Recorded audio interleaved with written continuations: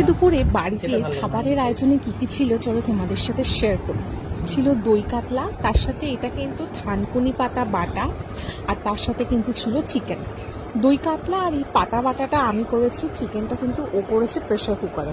Because আমি pressure কুকারে খুব একটা ভালো মাটন বা চিকেন কোনোটাই পারি না, বাট মশলাগুলো খুব ছেড়ে ছেড়ে যায়, তাই জন্য আমি ট্রাইও করি না।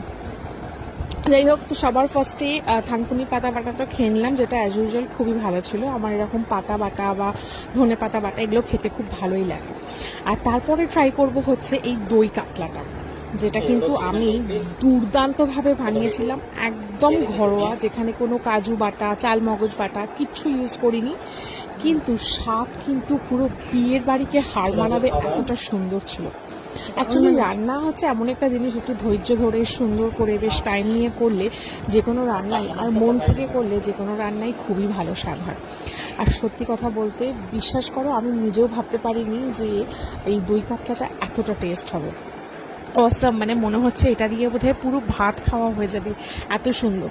তোমরাও যদি এরকম বাড়িতে একদম ঘরোয়া জিনিসপত্র দিয়ে দই কাতলা বানাতে চাও, যেখানে চালমগজ বাটা বা কাজু বাটা এগুলো কিছু লাগবে না, আমাকে প্লিজ কমেন্ট করো, আমি তোমাদের রেসিপিটা শেয়ার করে দেবো। সিরিয়াসলি অসাম হয়েছিল। আর কাতলা মাছ তো এমনি একটা দুর্দান্ত মাছ, যেটাকে যেমনভাবেই রান্না করো না কেন তার স্বাদ কিন্তু অসাধারণ হয়। বিশ্বাস করো, দই কাতলাটা দিয়ে অসাম লাগছিল, এত সুন্দর মাখা মাখা হয়েছিল না। আর আমি মাখা মাখা করেছিলাম, বেশি ঝোল ঝোল করিনি।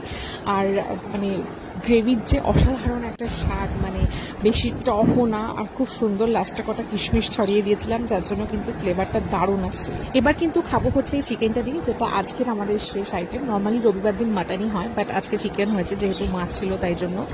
চিকেনটা আমার অ্যাভারেজ লেগেছে মোটামুটি, বিকজ আমার মনে হয়েছে চিকেনে হয়তো মশলাগুলো একটু বেশি ছেড়ে গেছে, বা আর একটু হয়তো মশলাগুলো কষলে ভালো হতো, বিকজ আমার মশলার ফ্লেভারটা যেন জিভে আসছিল। যাই হোক, আজকে খাওয়া দাওয়ার ভিডিও এখানেই শেষ করছি, দেখা হবে।